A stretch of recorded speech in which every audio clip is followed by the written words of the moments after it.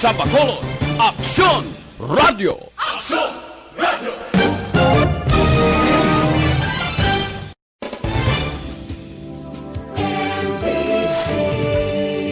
Manila Broadcasting Company. Sa balita, komentaryo, isyu, serbisyo publiko. Aksyon Radio! Sa Bacolod, Aksyon Radio! Aksyon Radio!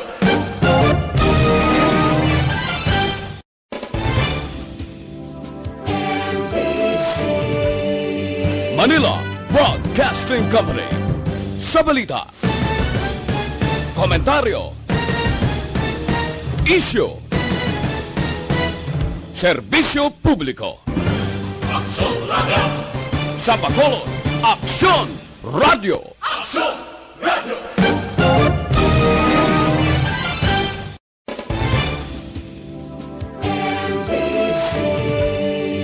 Manila Broadcasting Company. Sa balita, komentaryo, isyu, serbisyo publiko. Aksyon Radio! Aksyon! Balita Evening Edition. Magadulong sa inyo sang mga nagapanguna nga balita lokal, national, international, sports, kag entertainment. Aksyon! Balita Evening Edition. Kag karon ang inyong news team.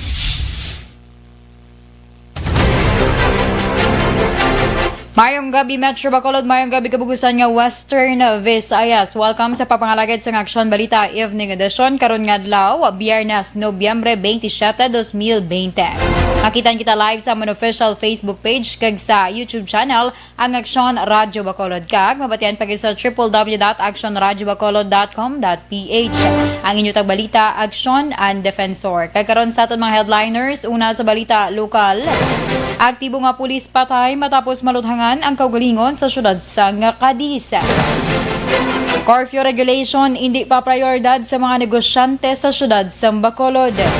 Sa mga nagapangunang balita national, 2.6 million doses ng COVID-19 vaccine sa AstraZeneca pagkabaklon sa pribado nga sektor agud idonar sa Pilipinas. Gobyerno ginmando ang pag-consolidate sang data halin sa digital contact tracing applications. Samtang sa aton balita international, AstraZeneca nagpahayag nga ang ila vaccine kinahanglan pa sang dugang nga pagtuon. Sa aton balita sports, veteran guard Marco Bellinelli nagperma sang 3 ka tuig nga deal sa Italian club. Sa aton balita entertainment, Sylvia Sanchez liwat nga nakaupod ang nurse nga nagbulig sa iya sa nagpositibo ini sa COVID-19. Action Radio Philippine Standard Time, alas 6:08. Detalye sa aton mga nagapangunang nga balita lokal pagkatapos lamang sa mga ini. Dr. Pinoy.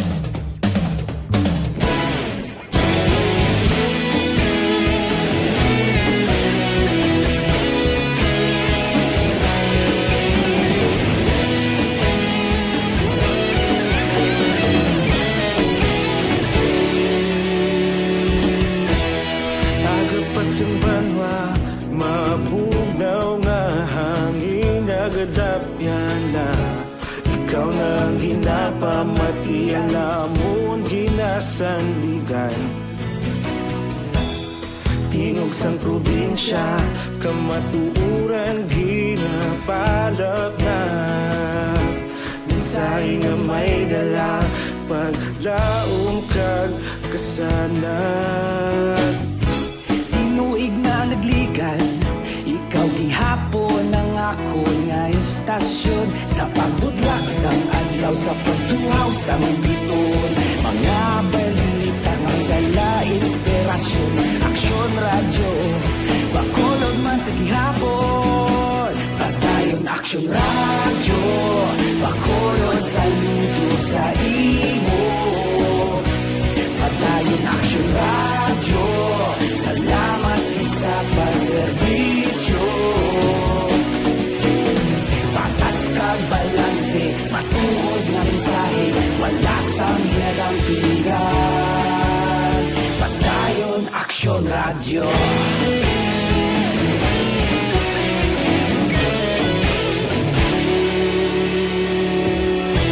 Bacolod nun kag Negros sanon inyong nga pamatian. Istasyon niya nagapalaplag sang kamatuuran. Mabakod nga prinsipyo, reporter handa sa serbisyo. Kahapon, karon kag sa gihapon, kita magapadayon. Tinuig na nagligan, ikaw gihapon ang ako nga estasyon. Sa pagbutlak sang adlaw, sa pagtuhaw sang bituon, mga balita na may dala inspirasyon. Aksyon radyo, bakolon man sa gihapon. Padayon Aksyon radyo, bakolon saludo sa imo. Padayon Aksyon radyo, salamat sa pagserbisyo. Patas kag balanse, matuod na mensahe, wala sang ginadampigan. Padayon Aksyon radyo. Una sa balita, una sa aksyon, sa Bacolod Aksyon Radio. Una sa balita, una sa aksyon, sa Bacolod Aksyon Radio. Kita ulog na na'y sansay anong ang kalintangan. Responsable na pagbalita, pagkain na ipalang na. Malasig pero sigurado, aksyon na may dalaman palanggan.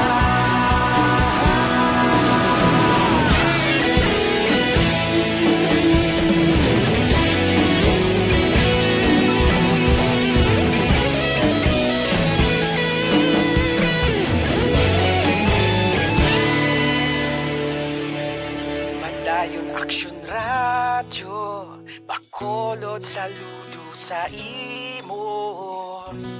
Padayon Aksyon radyo, salamat gid sa pagserbisyo.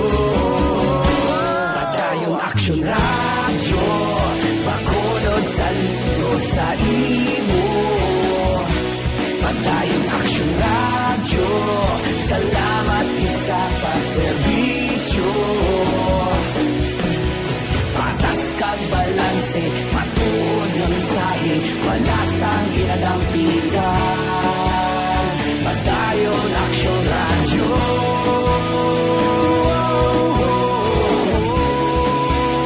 Padayon Aksyon radyo.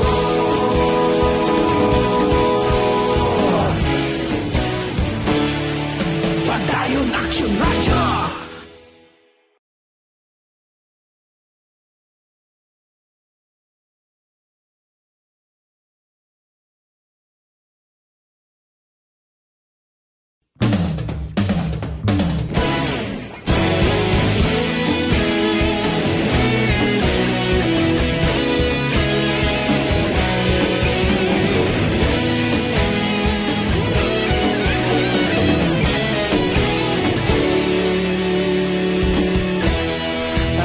Simbanwa, mabugnaw nga hangin nagadapyan na. Ikaw na ang ginapamatiyan na. Aksyon Radio Philippine Standard Time, alas 6:13, kagkaroon sa detalye sa aton mga nagapanguna nga balita lokal. Patay ang aktibo nga pulis nga asahin sa syudad Seng Sagay matapos ginaligar matiruhan ang iya kaugalingon kagabi sa syudad Seng Cadiz. Ang insidente natabo sa corner Arellano, Cabahog Street sa barangay Zone 4, syudad Seng Cadiz. Sa interview sa Aksyon Radio, ginpahayag ni Police Lieutenant Colonel Robert Mansueto, ang hepe sa Cadiz PNP, las 9:15 kagabi sa natabo ang insidente. Sunog kay Mansueto, las 9:30 sa nga nakabaton sila sa tawag nga may nagluntad nga shooting incident sa nasambit nga lugar. Sa investigasyon, may pagbaisahi sa tunga sa napatay nga pulis nga si Police Staff Sergeant Bernie Salas sa iya kaupod nga si Beverly Latusa. 20 o kon 25 anyos. Nagabot sang armas si Salas sa diin gintingwaan Manila Tosa nga hakson si Salas agon nga punggan kag magkalma ini. Apang sa wala ginapaabot nga panghitabo aksidente nga naglupok ang armas nga ginauyatan ni Salas kag naigo ini. Giningagaw pa nga madala sa hospital si Salas apang gindeklarar nga patay mga alas 11:10 sang gabi. Na-recover naman sa insidente ang 9mm pistol. So, si mga pulis nga nang assault nga may confrontation nga may giakiga, no? Tapos, gusto siya pakalmaon sang bayi, no? So, wherein dito na, according ging gabot ko ng pusil, pero ging hako sa sang bayi, kag nag-agaway sila. Sa statement pa lang sang nakuha nato, no? Okay. So, Ang kabahin sa pagpahayag ni Lieutenant Colonel Robert Mansueto. Sa iban nga balita lokal, ginklaro ni Metro Bacolod Chamber of Commerce and Industry kon MBCCI Executive Director Frank Carbon nga mas prioridad sa karon sang ilahanay ang ginapatuman sang syudad nga curfew o kon wala pa sa karon ginaprioridad sa karon sang ilahanay ang ginapatuman nga curfew regulation sa syudad. Suno kay Carbon, mayoriya sa ilang mga miyembro ang nagdesisyon nga magtutok sa pang-adlaw nga negosyo bangod wala man sila sa lauman nga mga customers sa gabi nga operasyon sa baylo kapyardihan lamang ang ila palabuton. Apisar sini, nagalaom si Carbon nga maaprubahan sa National IATF ang apelasyon sa lokal nga panguluhan sa Bacolod nga ma-downgrade ang community quarantine status sa bulan sang Disyembre agud nga maghalugman ang ginapatuman nga mga regulasyon.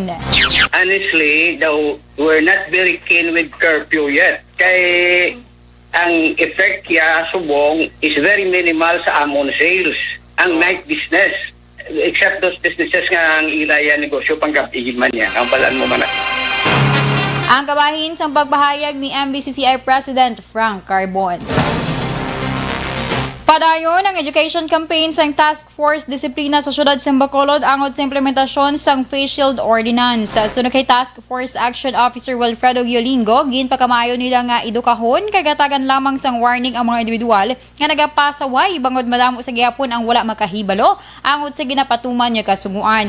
Dugang pa ni Giolingo ilaman nga ginatagan konsiderasyon kay ginapahangop ang pila ka mga persona nga nagasugsug sang face shield apang wala nagasanto sa husto nga requirement o kung nakatunga lamang sang tawong o kung sang nawong ang matabunan. Sa piyak nga bahin, ginkalipay naman sini ang amat-amat nga pagkooperar sang publiko sa social distancing kag face mask ordinance sang syudad sa diin pila na lamang ka mga individual ang ilang madakpan nga nagalapas ilabi na sa bahin sang downtown area. Kaya information, dissemination lang kami kay Kabaluka, kadamo, kulang-kulang pa ang informasyon sa parte sa pisil sa mga pumuloyo. Hindi taman na mas stricto gidayon ng pumuloyo kay kadamo sang wala gid kabalo pa. Igiyamon. Ang kabahin sa pagpahayag ni Task Force Action Officer Wilfredo Giolingo. Sa dugang pangabalita lokal, ginpahanugutan na ni Governor Eugenio Bong Lacson ang liwat nga pagbaton sa mga locally stranded individuals na gikan sa Cebu para sa bulan sang Disyembre. Sunod kay Provincial Administrator Attorney Refrando Diaz, ginpahanugutan sa gobernador ang pangabay sa mga airlines kay shipping companies nga makabiyahe. Sa nabaluan para sa air travels, isa lang ka pa-flight sa kada semana ang mapatigayon sa kada airlines kung diin may biyahe ang Cebu Pacific sa kada Martes nga adlaw. Miyerkules naman ang Air Asia samtang Biyernes ang Philippine Airlines. Ginpahayag ni Diaz nga nagpangabay ang mga frontliners nga assigned sa airport kay seaports nga magpatigayon sa moratorium sa Disyembre 24 kag 25. Sunod kay Diaz, 199 gid lamang ang maximum nga pasahero nga masakay sa kada airline samtang 150 naman sa mga barko. Magapahigangot naman sila sa mga local government units agud masugat ang ilang mga residente kag madulong sa mga quarantine facilities nga ila ginpreparar.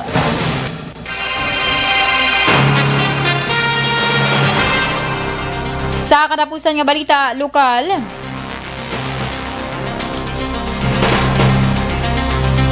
nag-negatibo ang resulta sa 19 ka mga empleyado sa Negros First Food Terminal nga ginpaidalom sa swab test matapos nagpositibo kag napatay ang isa ka job order casual sa tuong Nobyembre 23. Suno kay Provincial Administrator Attorney Refrando Diaz, dako ang ila pasalamatan matapos nga 19 ang gipaidalom sa RT-PCR test kag 19 man ang lunsay nagnegatibo sa virus. Dugang pa na decontaminate naman ang lugar rason nga nagpahanugot naman si Governor Eugenio Bong Lacson nga liwat buksan ang food terminal para makabalik sa pagbaligya ang mga vendors. Palayag pa ni Diaz, nagigangot na sila sa pamilyas ng GO nga napatay, agud mahibaluan kung ano pa ang mabulig sang probinsya sa ila.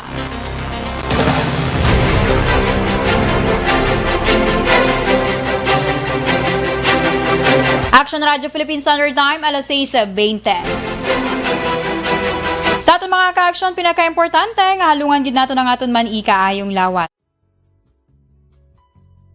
Hindi pa rin natatapos ang laban natin sa COVID-19.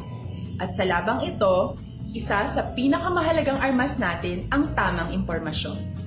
Importanteng maalam tayo kung paano ba natin mababawasan ang tsansang mahawaan tayo ng COVID-19. Pero, ano nga ba ang alam natin ngayon tungkol sa pagkalat ng COVID-19? Base sa kasalukuyang pag-aaral, ang COVID-19 ay sumasama sa droplets sa tuwing may umuubo, bumabahing, kumakain, nagsasalita, o kahit sa paghinga. Kadalasan, hindi natin namamalayan ang pagtalsik ng mga droplets na ito dahil hindi sila nakikita. Ano naman ang magagawa natin para maibaba ang exposure natin o tsansang magka-COVID? Kailangan nating maibaba ang exposure mula sa virus tuwing nakikipagsalamuha tayo sa iba. Isa sa pinakamainam na tool ang face mask upang mabawasan ang ating exposure at ang pagkalat ng COVID-19.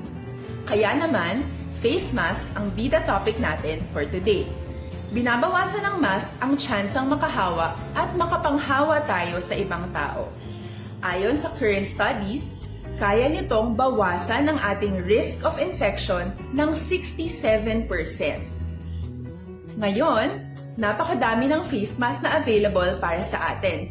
Ika nga options, options, options. So, how do you get to decide which one to use? I-ready ang inyong mga phone at i-screenshot ang mga comparison na ito ng iba't ibang mask.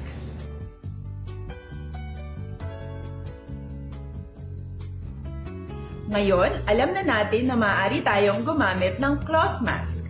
Alalahanin po na hindi pwedeng i-side A at side B ang cloth mask.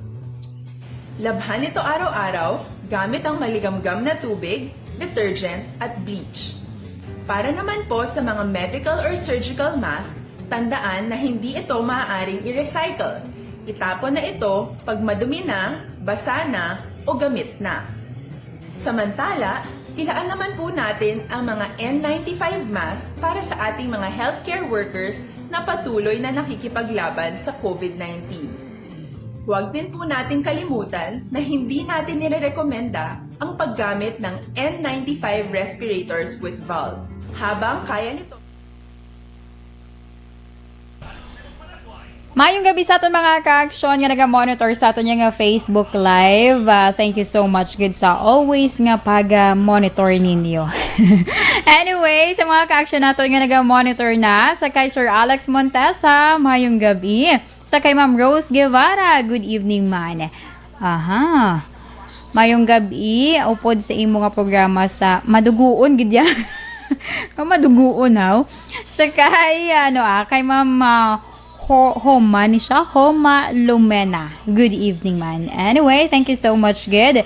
Kag sa mga member man sa Energy Fans Club, thank you so much man sa always nga pag-monitor sa kay ilang president kay Dennis Tibor Roma, sa ilang Vice President kay Regent Tan Villalon, kag sa kay Masako Manila nga Secretary, sa kay Anthony Jones Havilio Ciblano. Siya tong nag-post nga daw may something, congratulations. Basta, amo to saan, nakitaan ko lang kagina. Wala ko ka-comment. But anyway, sa iban pag naton nga mga ka-action, continue lang sa pagpadala man sa inyo yung mga mensahe kay kung mabasahan, basahon ta. Kag syempre sa mga ka-action man naton, Facebook Live and also sa mga transistor radio ninyo dira, always na nga pag-monitor kay basi. Bala kung ikaw, nagpadala ka diri sa imo yung number, imo nga ngalan, imo address, imo edad, basi ikaw, isa man sa mga gabutan sa ngaton yung promo subong sa Aksyon Radyo Bacolod. O, province-wide na, may 500 pesos ka nga kuhaon. Anyway, syempre hindi ka na yung mag-akad to pa di personal kay ipaagi na namon sa secret char. Pero padala syempre. Kaya para hindi ka na bala nga magkadto pa di personal kay mabudlay ng daan. Syempre ara pa Japon ang presensya ni COVID-19. So importante sa mga ka-action pagdating naton, halong always kag at least pray ta lang nga maghagan-hagan na gini ang kaso man sang COVID-19 kag pray taman nga tani may ara na sang available nga vaccine. Sa kay Ma'am Rizalina Alvarez, mayong gabi man from Minnesota, USA. God bless and keep safe. Happy Thanksgiving. Ayan, nakitaan ko sa ako nga classmate sa college. Yeah, may Thanksgiving dara sa US. Anyway, sige. Thank you so much dara sa imo Ma'am Rizalina Alvarez. Standby kita dyan ay sa aton pa dugang nga mga balita.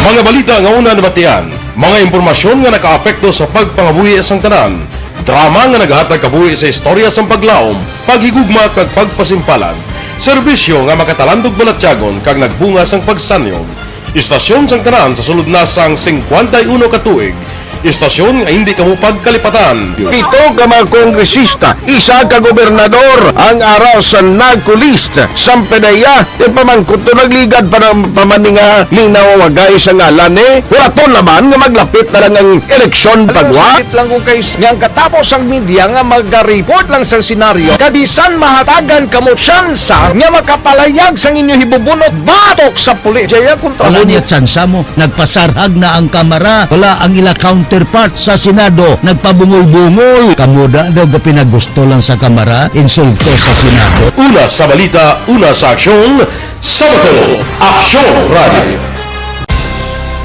Today, DOA is confirming that a 38-year-old female Chinese patient under investigation, or PUI, is positive for the novel coronavirus 2019-nCoV. I issued an order to Executive Secretary Major Dia clearly laying down the responsibilities of each department in implementing the Bayanihan to Heal as One Act. Makabig nga pinakadako nga hangkat nga natubang sang pungsod Pilipinas ang COVID-19 pandemic.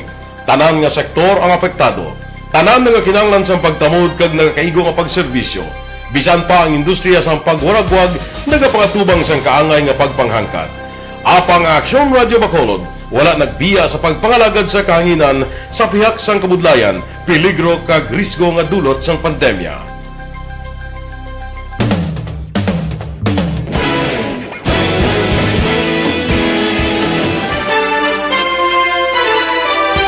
Aksyon Radio Philippine Standard Time alas 6:27 kagaron sa detalye na sa aton mga nagapanguna nga balita national. Makakuha ang Pilipinas ng 2.6 million ka shots ng potential COVID-19 vaccine nga gin-develop sang AstraZeneca sa idalam sang una nga supply deal sang pungsod para sa coronavirus vaccine.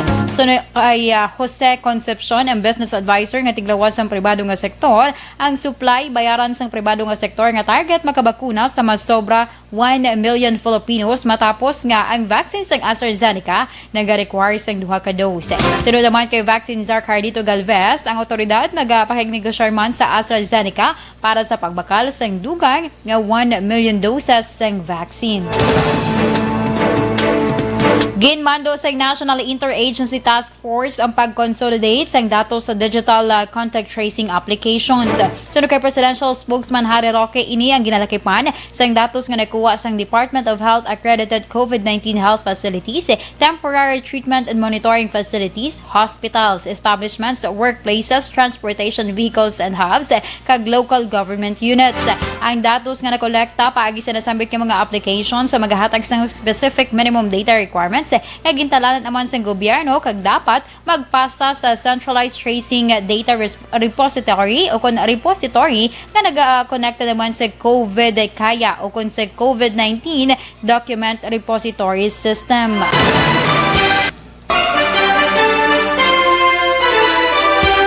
Sa Sa dugang pangabalita national, gin-convict sa Quezon City Court ang mag-asawa nga Benito kag Wilma Chamson sa kaso nga kidnapping kag serious illegal detention. Sa desisyon sa Quezon City Regional Trial Court Branch 216, ang mag-asawa nga ginapatian top officials ng Communist Party of the Philippines ang guilty sa kidnapping kag serious illegal detention kag ginpamatbatan sa reclusion perpetua o kun tuptup 40 ka tuig nga pagkabilanggo. Ang mag-asawa nga Chamson ang ginmanduan nga magbayad sa complainant kasi ginkilala sa kay Lieutenant Abraham Claro Casis sang 75,000 pesos bilang moral damages, 75,000 pesos man para sa civil indemnity kag 75,000 pesos dugang para sa exemplary damages. Ang mga kaso nag-ugat sa atong 1988 sa diin apat ka mga soldado ang gin-hostage sang communist group sa sulod sa malapit duha ka bulan. Ang mga kaso ginpasaka sa korte sa atong 1990 apang ang mag-asawa nga Jamson ang nadakpan kag ginpaidalom na sa arraignment sa atong 2014. Ang mag-asawa ang gin-convict base sa testimonya ni Casis nga isa sa apat ka mga soldado nga gin-kidnap kag gin-hostage sa mga miyembro sang NPA sa probinsya sang Quezon sa sulod sang 75 ka adlaw. Sa kadapusan nga balita national, ginaduso ni Senator Sherwin Gatchalian nga kada estudyante sa pungsod dapat mahatagan sang laptop kag internet connectivity. Suno sa senador, ginatinguan sini nga makahimo sang nayi nga tuyo maghatag sa kada bata sang laptop kag access sa internet pareho sa pag-access sang elektrisidad kag tubig. Ginhimo ni Gatchalian ang pahayag matapos may baluan sa Department of Education nga ang access sa gadgets kag connectivity sa balay ang magdako nga impact sa program for International Student Assessment o PISA results sang kabataan. Sa naibaluan ang Pilipinas, pinakauli sa iban nga pungsod sa ginpatigayon nga OECD administered exam sang 2018 sa patag sang reading at comprehension. Aksyon Radio Philippine Standard Time, alas 6:31. Detalye sa aton balita, international sports kay entertainment pagkatapos lamang sa mga ini. Good morning! Nag-coffee.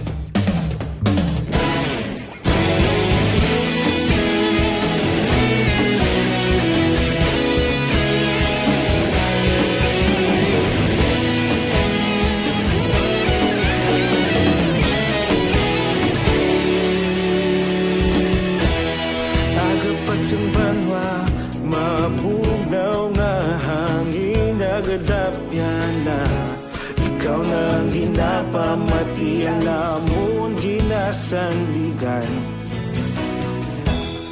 tingog sang probinsya kamatuuran ginapalap na minsay nga may dala paglaong kag kasanan tuig na nagligan, ikaw gihapon ang ako nga estasyon sa pagbutlak sang adlaw sa pagtuhaw sang biton mga balita may dala inspirasyon aksyon radyo bakolod man sa gihapon padayon aksyon radyo bakolod sa luto sa imo padayon aksyon radyo salamat sa pagserbisyo patas kag balanse patuod nga mensahe wala sang hinagang pilihan padayon aksyon radyo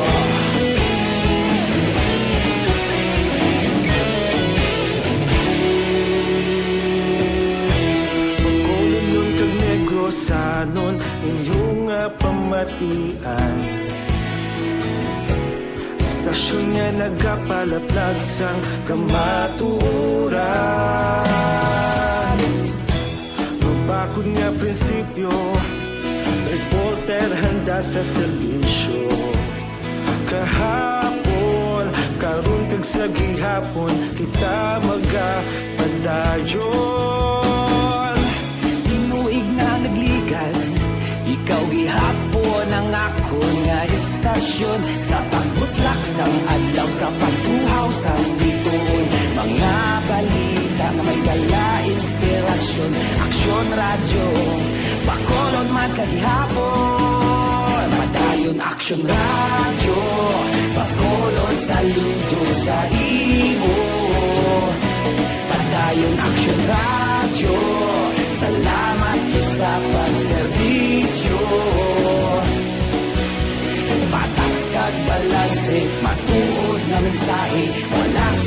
inadampigan. Padayon Aksyon Radio. Una sa balita, una sa aksyon, sa Bacolod Aksyon Radio. Una sa balita, una sa aksyon, sa Bacolod Aksyon Radio. Kaulog na na'y Sinsan ano nga kalintangan. Responsable nga pagbalita. Padayon na ipalaknan. Malasig pero sigurado. Aksyon na may dala pagpalanggan.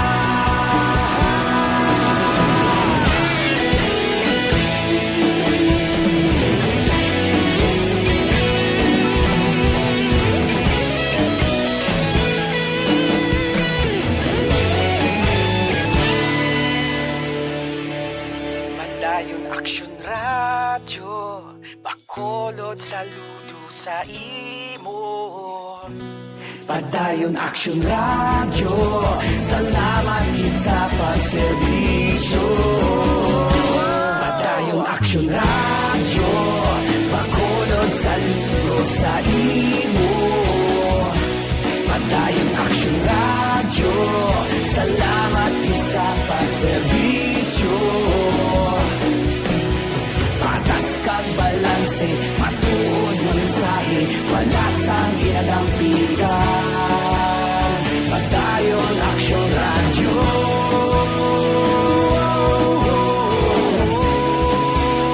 Padayon Aksyon Radio.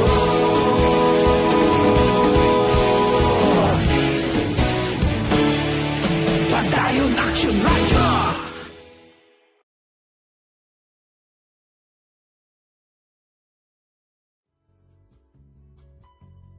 Hindi pa rin natatapos ang laban natin sa COVID-19. At sa labang ito, isa sa pinakamahalagang armas natin ang tamang impormasyon. Importanteng maalam tayo kung paano ba natin mababawasan ang tsansang mahawaan tayo ng COVID-19. Pero, ano nga ba ang alam natin ngayon tungkol sa pagkalat ng COVID-19?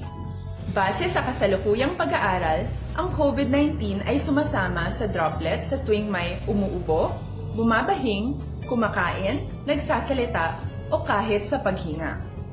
Kadalasan, hindi natin namamalayan ang pagtalsik ng mga droplets na ito dahil hindi sila nakikita. Ano naman ang magagawa natin para maibaba ang exposure natin o tsansang magka-COVID? Kailangan nating maibaba ang exposure mula sa virus tuwing nakikipagsalamuha tayo sa iba.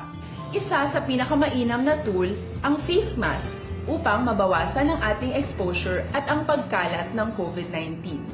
Kaya naman, face mask ang bida topic natin for today. Binabawasan ng mask ang tsansang makahawa at makapanghawa tayo sa ibang tao. Ayon sa current studies, kaya nitong bawasan ang ating risk of infection ng 67%. Ngayon, napakadami ng face mask na available para sa atin. Kag sa detalye sa aton balita international, ginpahayag sang head sang British drug manufacturer nga AstraZeneca nga kinahanglan pa nila sang dugang nga pagtuon sa gin-develop nga COVID-19 vaccine. Matapos gin-question ang proteksyon nga mahatag sini apang ang dugang nga testing hindi naman makaapekto sa regulatory approval sang Europe. Ang AstraZeneca kag partner sa ning University of Oxford ay nag-anunsyo sang Lunes na nagapangita pa ini sang regulatory approval para sa vaccine matapos nagwa ang average nga 70% effectiveness. Ang rate nagsaka sa 90% sa ang initial half dose ginhatag pareho sa vaccine nga gin-develop naman sang Pfizer, BioNTech kag Moderna. Tag sa atong balita sports, ginanunsyo sang Italian team nga Virtus Bologna nga nagperma sang 3 ka tuig nga kontrata ang veteran guard nga si Marco Bellinelli. Ini ang pagbalik sang 34 anyos nga Italian national player nga nagampang sa 13 kat season sa NBA. Si Berinelli ay nag-average sa 9.7 points sa kada hampang sa career kay nakay mo ini sa 1,216 points sa basket sa 860 kahampang sa siyam ka NBA team kay nakarecord naman sa 103 pointers sa 6 occasions. Sa nabaluan, si Berinelli ay naghampang sa 2 ka season sa San Antonio Spurs ay kaduha nga stint sa franchise. Tag sa aton Balita Entertainment, pagkatapos ng 7 ka bulan nga nagmasakit bangod sa COVID-19, liwat nga nakaupod sa actress nga si Sylvia Sanchez, ang nurse nga nagbulig siya sa hospital. Sa Instagram, gin-share ni Sanchez sa mga litrato nga kaupod ang nurse nga si Diane Inco, isa ka registered nurse sa Cardinal Santos Medical Center o Center. Sunod kay Sanchez, liwat niya nga nabatsyagan nga ang kalipay sang liwat nga magpasalamat sa health worker nga nagbulig sa iya kag sa banaman sini nga si Art Atayde. Para sa kay Sanchez, isa ka anghel sa duta si Inco nga sa karon isa na niya ka bag-uman nga abyan kaga parte sa nga pamilya. Aksyon Radio Philippine Summer Time alas 6:40 kag inyo ginpamatian ang kabugusan nga detalye sa ato mga natipon nga balita. Dili lamang sa Aksyon Balita Evening Edition ay karon nga adlaw Biyernes, Nobyembre 27, 2020. Sa liwatang inyo tag balita, Aksyon and Defensor. Una sa balita, una sa Aksyon, sa Bacolod, Aksyon Radio.